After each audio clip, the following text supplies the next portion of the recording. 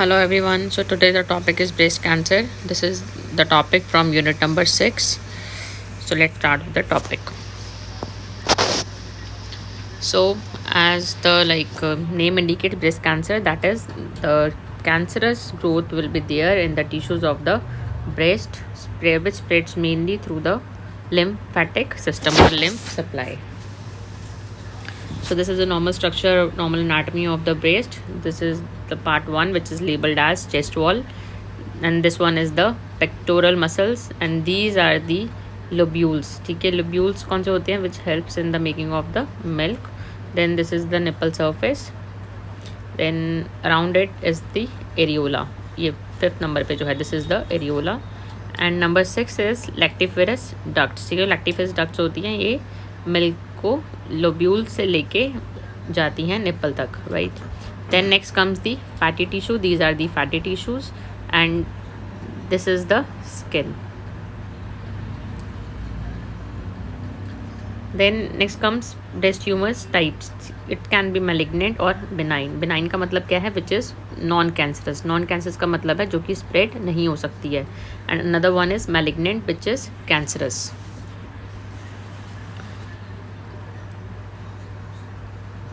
सो जो benign tumours हैं, they can either be of cyst in nature और they can be fibrotic. Cyst का मतलब क्या है, they can either be fluid filled sacs और it can be fibrotic. Fibrotic का मतलब क्या है, they can be scar like tissues. ठीक है, they can be present in the form of scar like tissue और they can be present in the form of fluid filled sacs that are called as cyst, right.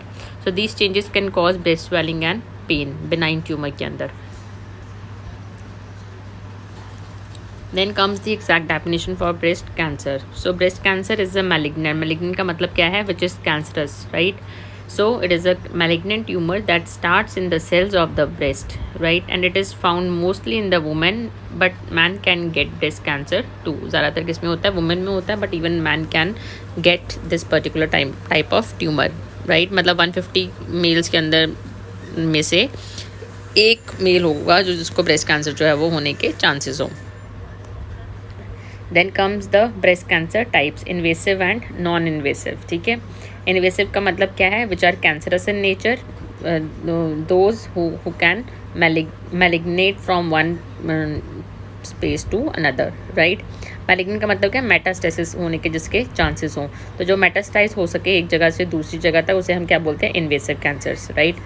Then non invasive क्या होंगे, they are pre cancerous. मतलब कि invasive होने से पहले जो होते हैं दैट आर नॉन इन्वेसिव, और प्री कैंसरस हम इसको बोलते हैं. और ये एक ही पोजीशन पे लोकेट रहते हैं and but eventually they develop into invasive breast cancer. ठीक है, एज अ टाइम पासिस जो नॉन इन्वेसिव होंगे they can convert into invasive breast cancer. So this is the picture depicting the non invasive cells and invasive cell. Non invasive cells देखिए, आप देखिए एक एनवेलप के अंदर ये पैक्ड हैं पूरे, और इन्वेसिव सेल्स क्या हैं, ये देखिए ये अपने एनवेलप से बाहर निकल रहे हैं, मतलब कि ये दूसरे जगह पे स्प्रेड हो सकते हैं जाके. देन ब्रेस्ट कैंसर की जो है टाइप्स ऑफ ब्रेस्ट कैंसर. ठीक है, सो सबसे पहले आपका आता है डक्टल कार्सिनोमा. ठीक है, inflammatory breast cancer and lobular carcinoma. ठीक है, 3 तरह का आता है ये. डक्टल कार्सिनोमा जो होगा, ठीक है, जो कि लैक्टिफेरस डक्ट्स हमने आपको बताया था. ठीक है, तो डक्टल कार्सिनोमा जो होगा it is invasive ductal carcinoma या फिर डक्टल कार्सिनोमा इन सिटू.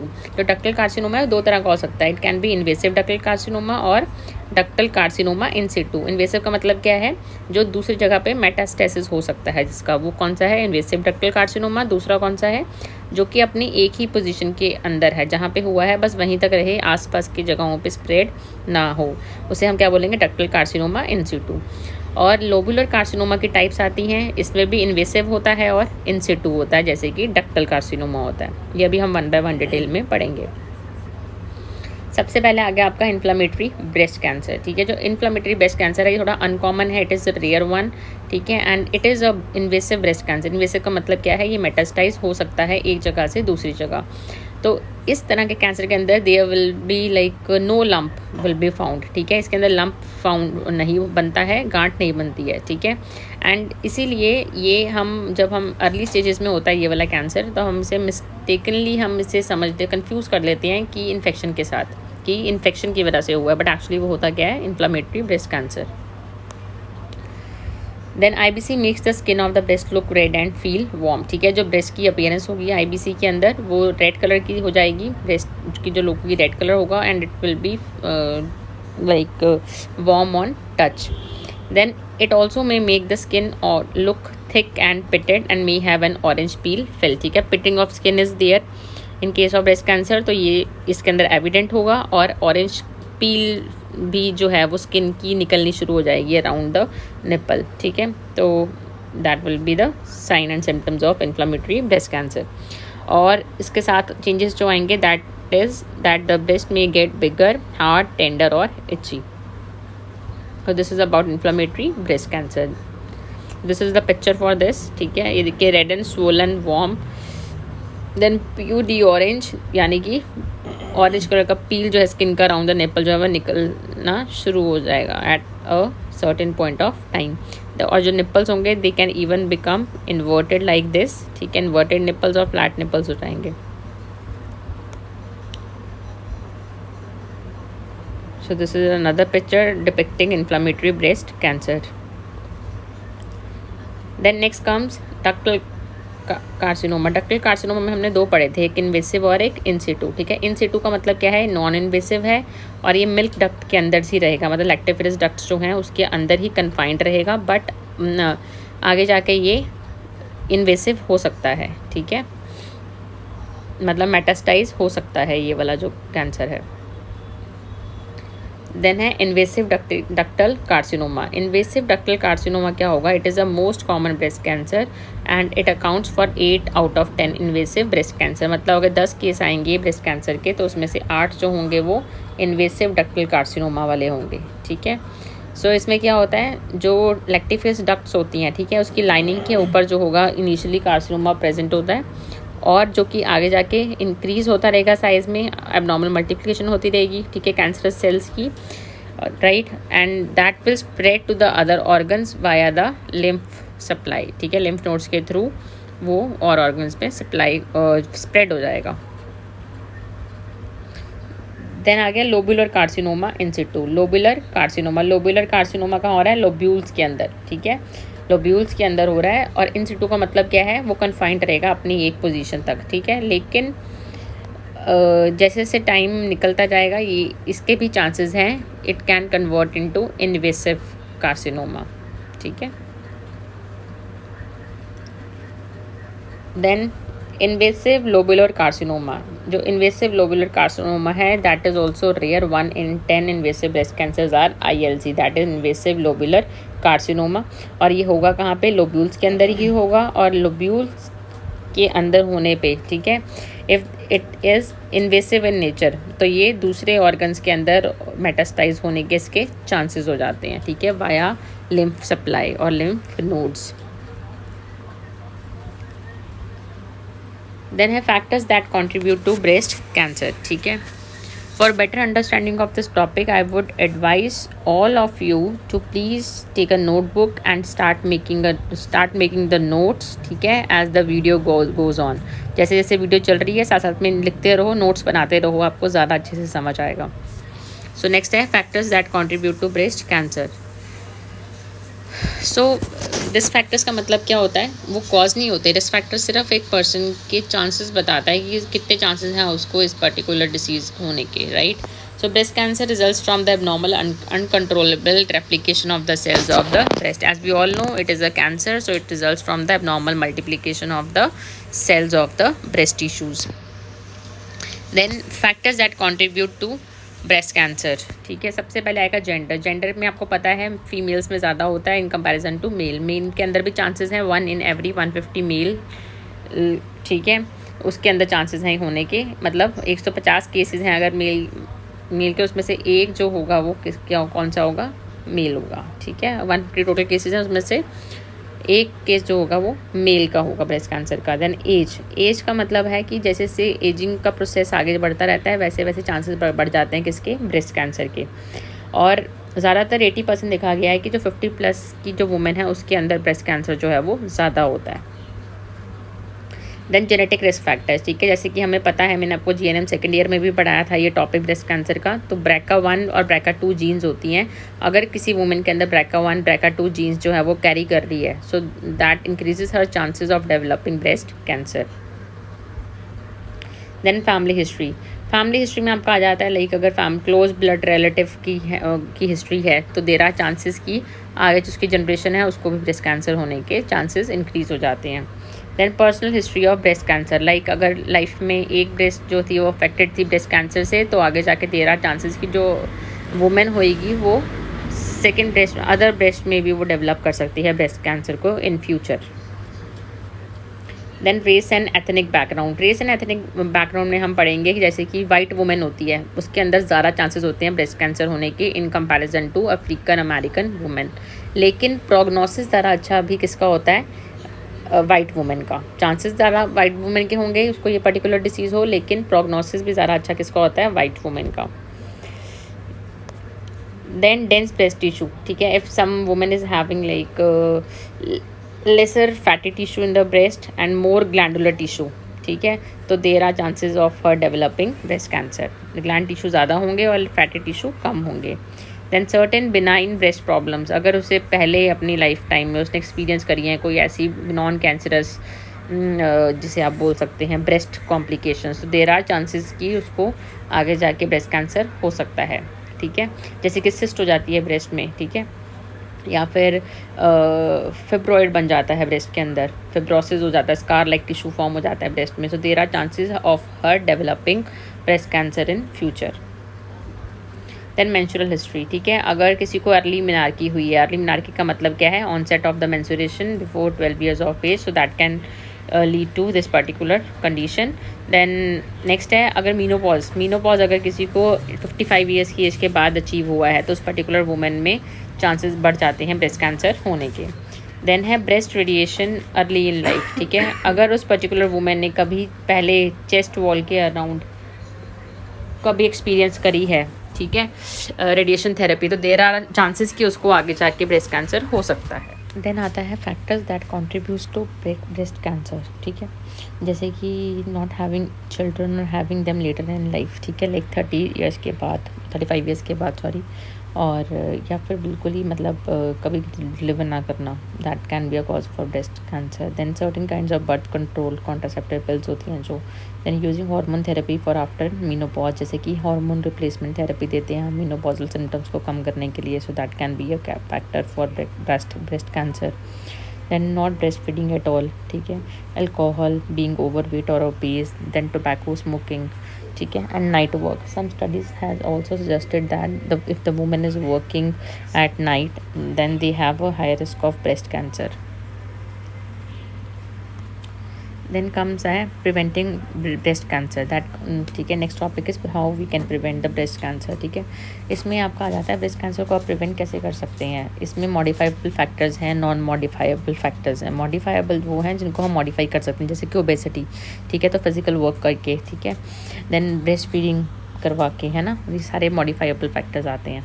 तो जैसे कि देखिए रेडिएशन एक्सपोजर है, रिप्रोडक्शन है, having babies at like at an appropriate age, then breast feeding आ जाता है, हार्मोनल रिप्लेसमेंट थेरेपी जो है उसको अवॉइड कर सकते हैं in the menopausal phase, then oral contraceptives को अवॉइड कर सकते हैं, बॉडी वेट को मेंटेन कर सकते हैं, फिजिकल एक्टिविटी को हम इम्प्लीमेंट कर सकते हैं अपनी लाइफ में, ठीक है, then avoiding alcohol and tobacco smoking, ठीक है, तो इन सभी सारे क्या हैं मॉडिफाइबल रिस्क फैक्टर्स, तो इनको हम मॉडिफाइबल रिस्क फैक्टर्स को चेंज करके, ठीक है, प्रिवेंट कर सकते हैं ब्रेस्ट कैंसर को। देन नेक्स्ट आ जाता है साइन एंड सिम्टम्स, ठीक है, साइन एंड सिम्टम्स में सबसे पहला साइन एंड सिम्टम आता है there will be a lump in the breast, then there will be pain in the armpits और breast that does not seem to be related to the women's menstrual period, ठीक है, मतलब pain होगी armpits के अंदर and there will be heaviness and tenderness in the breast, ठीक है, which is not related to the pre menstrual syndrome. Then pitting और redness of the skin of the breast like skin of an orange, ठीक है, so then a rash around one of the nipples, nipple के around rash भी हो जाएंगे, then there will be swelling और lump in one of the armpits, then there will be area of thicken tissue in the breast. Then last आता है one of the nipple has a discharge, sometime it may contain blood. आगे वाली slide में ये pictures में समझाया गया है, so that will be more understandable, right. So जो निप्पल होंगे they will be even sunken और दे कैन बिकम इन्वर्टेड और फ्लैट निप्पल हो जाएंगे. देन द साइज और shape of the breast changes. Then the nipple skin और breast skin may have started to peel, scale और flake. मतलब कि nipple के राउंड की जो स्किन होगी ब्रेस्ट पे वो फ्लेक की तरह निकलनी शुरू हो जाएगी. So you can see the sign and symptoms of breast cancer in this picture. This is the first picture in which the lump is present in the breast. Then skin dimpling will be there. इस तरह से देखिए. Then there will be change in the skin color or texture. There will be like a reddening of the skin और orange color की skin हो जाएगी. Then change in how the nipple looks. ठीक है, inverted nipple हो जाएंगे या flat nipple हो जाएंगे. And there will be discharge from the nipple. Even the blood can also come out of the nipple. So these are the signs of breast cancer. Then आता है diagnosis. ठीक है, how you can make diagnosis. Diagnosis बनाने के लिए हमारे पास इसमें 3 methods हैं. ठीक है, एक है बायोप्सी, एक है breast examination, another one is imaging studies. ठीक है, तो ब्रेस्ट एग्जाम आ गया, इमेजिंग स्टडीज़ में आपका मैमोग्राफी आ गया, breast ultrasound, breast MRI scan, और लास्ट मेथड आपका आता है बायोप्सी. तो 3 मेथड्स हो गए, breast examination, imaging studies and biopsy. Breast examination में आपके 2 आते हैं, one is clinical breast examination, एक आता है ब्रेस्ट सेल्फ एग्जामिनेशन. ठीक है, जो क्लिनिकल ब्रेस्ट एग्जामिनेशन है ना, वो जो वुमेन है, if the women is in her 20s and 30s, ठीक है, तो उसको 3 साल में एक बार जो है वो ब्रेस्ट एग्जामिनेशन क्लिनिकली करवाना चाहिए. देन एज 40 के बाद, 40 साल की उम्र के बाद उस पर्टिकुलर वुमेन को हर साल जो है वो क्लिनिकल ब्रेस्ट एग्जामिनेशन जो है वो करवाना चाहिए. देन ब्रेस्ट सेल्फ एग्जामिनेशन, ये आपको प्रोसीजर जो है वो करवाया गया है क्लास के अंदर. ठीक है, ब्रेस्ट सेल्फ एग्जामिनेशन का. सो ब्रेस्ट सेल्फ एग्जामिनेशन जो है, ठीक है, a women can start practising breast self examination by the age of 20 years की एज पे स्टार्ट कर सकती है. And it can be conducted in standing position और इवन इन रिक्लाइनिंग पोजीशन, यानी कि हम लेट के और खड़े होके इसको परफॉर्म कर सकते हैं. तो आपका जो असाइनमेंट है इस वीक का, ठीक है, वो यही है कि आपको ब्रेस्ट सेल्फ एग्जामिनेशन की टेक्निक के ऊपर, technique of breast self examination, ये असाइनमेंट आपको सबमिट करना है. And the date of submission will be on next Wednesday, right. तो नेक्स्ट वेंसडे को आपको सबमिट करवानी है ये assignment, technique of breast self examination. Then next आ गया आपका breast imaging techniques. Breast imaging technique में सबसे इंपॉर्टेंट जो आता है दैट इज़ मैमोग्राफी, और इसको हम मैमोग्राम भी बोलते हैं.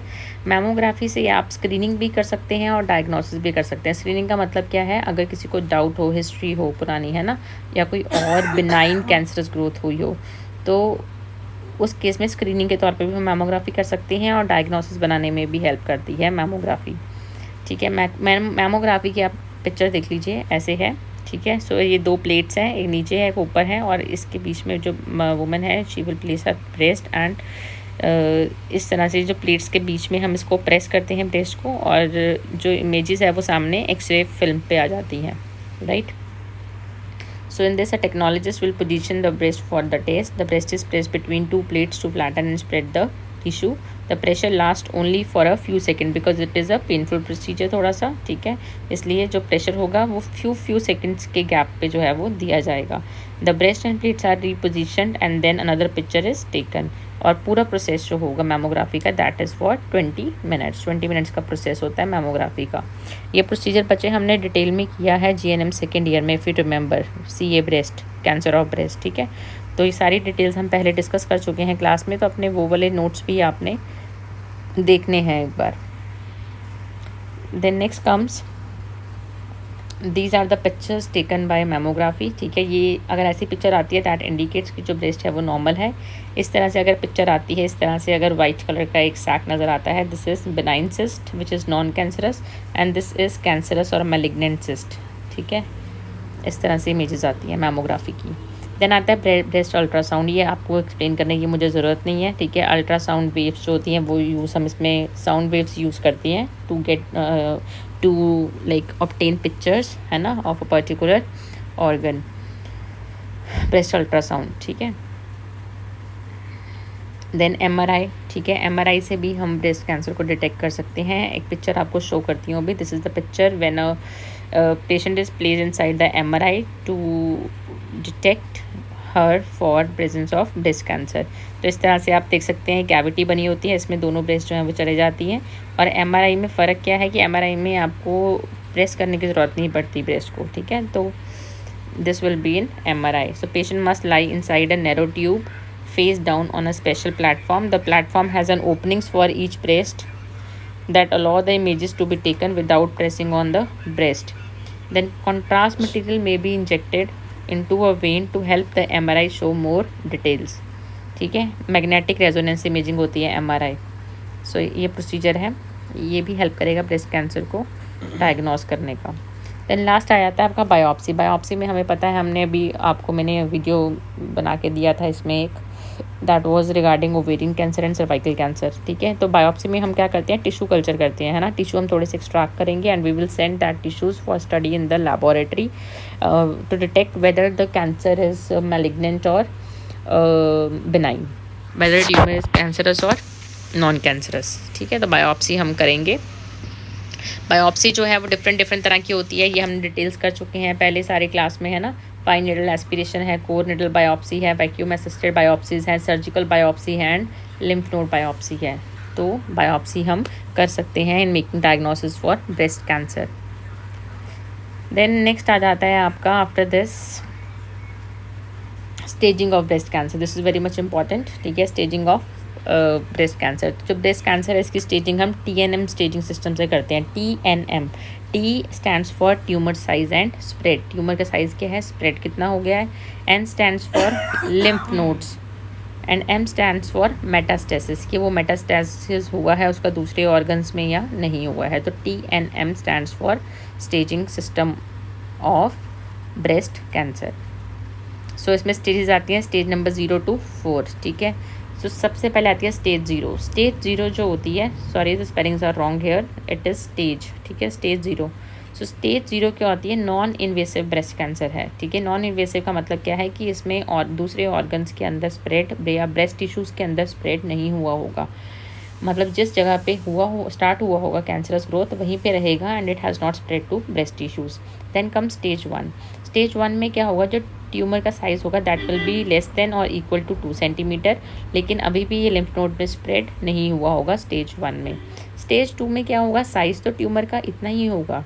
Stage 2A and stage 2B है, ठीक है। स्टेज 2A में क्या होगा, size will be same as in stage 1 but lymph node में स्प्रेड हो चुका होगा। Then stage 2B, stage 2B में क्या है, जो साइज़ होगा ट्यूमर का वो 2 या 5 सेंटीमीटर के बीच में होगा, लेकिन लिम्फ नोड में इन्वॉल्वमेंट हो चुका होगा। या फिर स्टेज 2B तब भी होती है जब ट्यूमर का साइज़ जो है वो 5 सेंटीमीटर से ज़्यादा होता है, लेकिन लिम्फ नोड में स्प्रेड नहीं हुआ होता, right. I am again asking you to please take a notebook and start making the notes, अगर अभी आपने स्टार्ट नहीं करे हैं बनाने, ठीक है। तभी क्लियर होगा ये वीडियो का, तभी आपको बेनिफिट मिलेगा बच्चे। Then stage 3। स्टेज 3 में क्या है, जो ट्यूमर का साइज़ होगा that will be less than और इक्वल टू 5 सेंटीमीटर और साथ में वो लिम्फ नोड में स्प्रेड हो चुका होगा, ठीक है। और क्लम्प्स बन गए होंगे, क्लम्प्स का मतलब है गांठें बन गई होंगी, ठीक है। That is stage 3A। Then stage 3B। Stage 3B में क्या होगा, ट्यूमर का साइज़ कुछ भी हो सकता है, लेकिन अब वो स्किन में और चेस्ट वॉल में स्प्रेड हो गया होगा and it will cause swelling, तो साइज़ कुछ भी होगा ट्यूमर का। देन स्टेज 3C में क्या होगा, again the size will be, the tumour will be of any size, ठीक है, but it will be spreaded to the lymph nodes and even to the skin and the chest wall, ठीक है।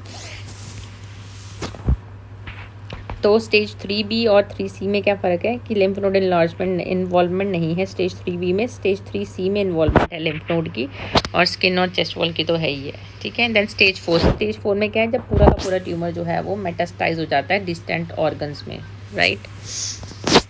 Then comes the treatment. Treatment इसका भी बच्चे same है, जैसे कि हम इसमें सर्जिकल ट्रीटमेंट के लिए ऑप्ट कर सकते हैं, रेडिएशन थेरेपी के लिए, टारगेटेड थेरेपी के लिए, हार्मोनल थेरेपी के लिए और कीमोथेरेपी के लिए। So will be discussing one after one. सबसे पहले आता है सर्जरी। सर्जरी में हम ब्रेस्ट कैंसर में हम जो कंसिडर करते हैं लम्पेक्टमी और मासेक्टमी। देन हम कंसिडर करते हैं लिम्फ नोड सर्जरी, और लास्ट आती है आपकी ब्रेस्ट रिकन्स्ट्रक्शन सर्जरी। तो मेन 4 सर्जरीज आती हैं आपकी, लम्पेक्टमी, मासेक्टमी, लिम्फ नोड सर्जरी और ब्रेस्ट रिकन्स्ट्रक्शन सर्जरी। लम्पेक्टमी में क्या है, जो लंप होगा उसको रिमूव करेंगे। मासेक्टमी में पूरी की पूरी ब्रेस्ट को रिमूव किया जाता है। लिम्फ नोड सर्जरी में क्या है, जो लिम्फ नोड्स इन्वॉल्व होंगी उनको रिमूव किया जाता है। देन ब्रेस्ट रिकन्स्ट्रक्शन सर्जरी में क्या है कि सर्जिकली हम ब्रेस्ट को रिमूव कर चुके हैं, लेकिन लाइक यू कैन से दे will be altered body image of the women, ठीक है। तो हम क्या करेंगे, बॉडी के दूसरे एरिया से टिश्यूज़ लेके ब्रेस्ट वाली जगह पे हम इम्प्लांट कर देते हैं और दोबारा से वैसी शेप देने की कोशिश करते हैं बॉडी को, ठीक है। सो अभी डिस्कस करते हैं इसको डिटेल में। सबसे पहले आ गया लम्पेक्टमी। लम्पेक्टमी जो है इसको हम ब्रेस्ट कंजर्विंग सर्जरी भी बोला जाता है, क्योंकि इसमें सिर्फ हम लंप को रिमूव कर रहे हैं, ठीक है। So surgically removing the tumour and a small margin of healthy tissue around it. Tumour को और ट्यूमर के अराउंड जो हेल्दी टिश्यू हैं थोड़े से उनको निकाल देते हैं, ठीक है। और इसके बाद हम पेशेंट को रेडिएशन थेरेपी के ऊपर डालते हैं, ठीक है। देन मासेक्टमी। मासेक्टमी में क्या है, 3 तरह की मासेक्टमी होती है, simple mastectomy, modified radical mastectomy and radical mastectomy. So simple mastectomy. Simple mastectomy में क्या है, लोब्यूल्स को, डक्ट्स को, फैटी टिश्यू को, निप्पल को, एरियोला को और स्किन को, मतलब पूरी ब्रेस्ट जो है हम इस पर रिमूव करते हैं मासेक्टमी में, सिंपल मासेक्टमी में। मॉडिफाइड रेडिकल मासेक्टमी में क्या करेंगे, ब्रेस्ट को रिमूव करेंगे, साथ में जो एक्सिलरी लिम्फ नोड्स होंगे, एक्सिला की जो लिम्फ नोड्स होंगी उसको भी हम रिमूव करेंगे, ठीक है। So it depends on the stage of the cancer. Then radical mastectomy. Radical mastectomy में क्या है, ब्रेस्ट रिमूव करेंगे, साथ में लिम्फ नोड्स भी रिमूव करेंगे और चेस्ट वॉल की जो मसल्स होंगी उनको भी रिमूव करेंगे, ठीक है। So that is radical mastectomy. तो मैसेक्टमी में 3 प्रोसीजर है, simple mastectomy, modified radical mastectomy and radical mastectomy. Then last आता है lymph node surgery. Lymph node surgery के अंदर बच्चे हम करेंगे एक्सिलरी लिम्फ नोड डाइसेक्शन, ठीक है। एक्सिलरी लिम्फ नोड डाइसेक्शन में क्या किया जाता है, 10 से 40 लिम्फ नोड्स जो होती हैं वो रिमूव की जाती हैं। 10 to 40 lymph nodes are removed and usually done at the same time as the mastectomy और breast conserving surgery, ठीक है। जो लम्पेक्टमी हमने किया है अभी प्रोसीजर और मासेक्टमी, इसके साथ साथ हम लिम्फ नोड सर्जरी जो है वो कर सकते हैं depending upon the involvement of the lymph nodes, ठीक है। ज़्यादा डिटेल में इसको करने की ज़रूरत नहीं है। देन नेक्स्ट कम्स रिकन्स्ट्रक्टिव और ब्रेस्ट इम्प्लांट सर्जरी, ठीक है। ये आपको बताया अभी, ऑल्टर बॉडी इमेज को ठीक करने के लिए हम देते हैं। So these are the surgical procedure aimed at recreating a breast so that it looks as much as possible like the other breast, ठीक है। और इसमें हम बॉडी के दूसरे ऑर्गन से टिश्यू लेके उसको ब्रेस्ट की जगह पे इम्प्लांट कर देते हैं, so that we can give it a you can say वैसी ही शेप हम इसको इसमें दे सकते हैं, ब्रेस्ट जैसी ही। Then radiation therapy. Radiation therapy हम बच्चे हमने डिटेल में डिस्कस किया है इससे पहले वाली वीडियो में, ओवेरियन कैंसर और सर्वाइकल कैंसर में। तो रेडिएशन थेरेपी की 2 टाइप्स आपको बताई हैं, external beam radiation and internal radiation therapy, ठीक है, जिसे हम ब्रैकीथेरेपी बोलते हैं। सो सेम हम ब्रेस्ट कैंसर के केस में भी फॉलो कर सकते हैं। और इसमें जो सेशन होता है वो इम्पॉर्टेंट है, इसमें 3 to 5 सेशंस हैं पर वीक, ठीक है, फॉर 3 to 6 वीक, मतलब 3 से 6 हफ्ते के लिए पेशेंट को एक हफ्ते में 3 से 5 सेशन जो है वो रेडिएशन थेरेपी के दिए जाते हैं and it will go for 3 to 6 weeks. Then chemotherapy. Chemotherapy में भी हमने ड्रग्स करी थी पिछली बारी, डॉक्सोरिबोसिन किया था, सिस्प्लैटिन किया था, तो वो सारी ड्रग्स जो है वो हम इस केस में भी यूज़ करेंगे for treating the breast cancer, ठीक है। और कीमोथेरेपी जो है वो यूज़ कब की जाती है, it can be given before the surgery और it can be given after the surgery. Before surgery हम क्यों करेंगे, ट्यूमर का साइज़ कम करने के लिए, और आफ्टर सर्जरी अगर कुछ मतलब ट्यूमर सेल रह गए हैं तो वो भी डिस्ट्रॉय हो जाएँ, इसलिए हम आफ्टर सर्जरी भी कर सकते हैं ऐसे यूज़। और इसमें इंट्रावीनसली हम ड्रग्स जो हैं वो देते हैं पेशेंट को, और कौन कौन सी ड्रग्स हम देते हैं वो आपको मैं पहले बता चुकी हूँ पहले वाली वीडियोस में, है ना। तो same goes for chemotherapy in this condition.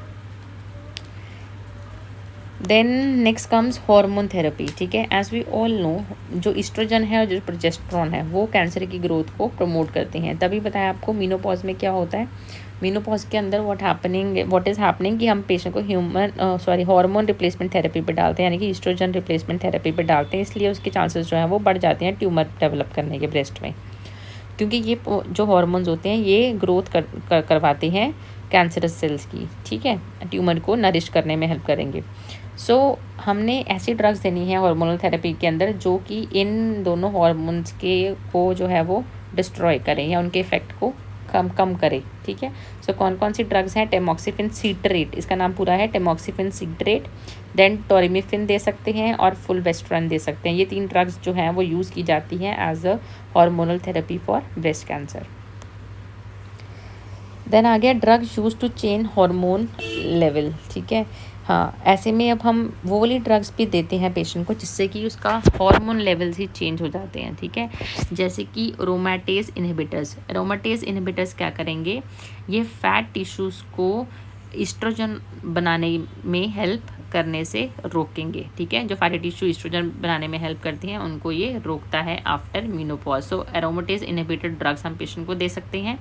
Then luteinizing hormone releasing hormone analogs दे सकते हैं, ठीक है, जो कि ओवरीज के जो काम है, प्रोडक्शन है हार्मोन्स की, ठीक है, उसको कम करवा सके, ठीक है। ये जो ड्रग्स हैं हम देते हैं to for treating this breast cancer. Then है targeted therapy for breast cancer. Targeted therapy हमने पढ़ा है, ठीक है। टारगेटेड थेरेपी के अंदर क्या होता है? हम वो ड्रग्स देते हैं जो कि HER2 पे अटैक करेंगी, ठीक है। HER2 क्या होता है? एक तरह का प्रोटीन होता है जो कि कैंसरस सेल की ग्रोथ को इंक्रीज करता है, ठीक है। तो हमने वो ड्रग्स देनी है जो कि टारगेट इसको करेगी सीधा HER2 को, राइट। तो इसमें ड्रग्स आ गई आपकी हर्सेप्टिन, परजेटा, राइट, देन कैडकाइला, देन टाइकर्ब, ठीक है। ये 4 मेडिसिन जो हैं वो यूज़ की जाती हैं। ऊपर वाली 3 जो हैं these are given by intravenous route, और जो दूसरी है लास्ट वाली Tykerb that is given in the pill form, oral form में दी जाती है ये, ठीक है। So these are coming under the heading targeted therapy for breast cancer. So students, this was all about the breast cancer. If you are having any doubts, please feel free to ask your queries, right? Then still अगर आपको लगता है कि कोई topic है इसमें से जो दोबारा से आपको रिपीट करवाना चाहिए आपको, तो आप प्लीज़ मुझे बता दीजिए, right. I hope this topic is already like as we have already done this topic in the previous classes, like GNM second year में हमने ये टॉपिक किया हुआ है। सो आप इसको एक तरह से रिविजन सेशन मान सकते हैं, राइट। फिर भी कोई डाउट है, again I am repeating, please do let me know, right. Thank you so much.